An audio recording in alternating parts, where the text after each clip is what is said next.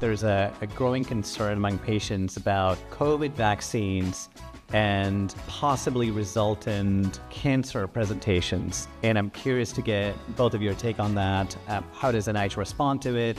What can NIH and NCI do to really possibly run studies to validate or discredit those claims? The data to date is lacking. I think we can rule out a big signal with regard to, say, COVID vaccination inducing tumors. Of course, there are literature as well as individual patient experience. So I got the shot and then my tumor was recognized. And I'll get back to that in a second. So far, the epidemiologic data doesn't support a big risk.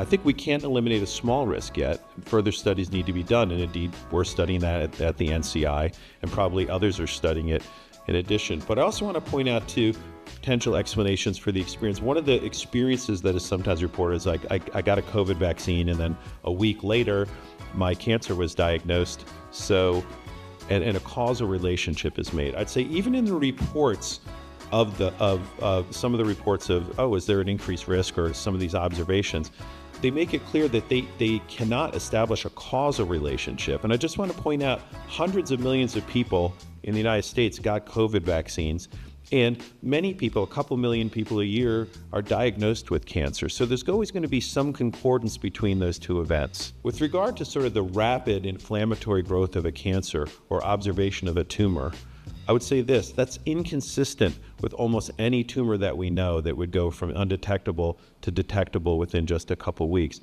I would guess in some of these cases there's a plausible alternative explanation, and that is that the COVID vaccine is acting as some sort of a broad immunostimulant. I was a critic of the use of the COVID vaccine, especially in young people, because I thought that the risk-benefit profile didn't make sense, and there was early signals of heart swelling, myocarditis, especially in young men, that I found very concerning. I've also been looking at this evidence more from an epidemiological point of view than a cancer biology point of view for a link between COVID vaccine administration and cancer risk, and I'm not seeing it. Again, as Tony says, that doesn't mean that invalidating the experience of people who have cancer, that had a cancer in close conjunction with getting COVID vaccine. The causal relationships like this are very difficult to find. I would say that if you're using as a policy indication, this vaccine does not cause cancer, that's the lowest bar ever for a policy indication. That is definitely not good enough to recommend any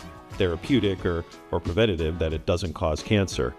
So I'm not making a policy recommendation. I'm just saying, as far as I understand, there isn't a great linkage between administration of the vaccine and getting cancer.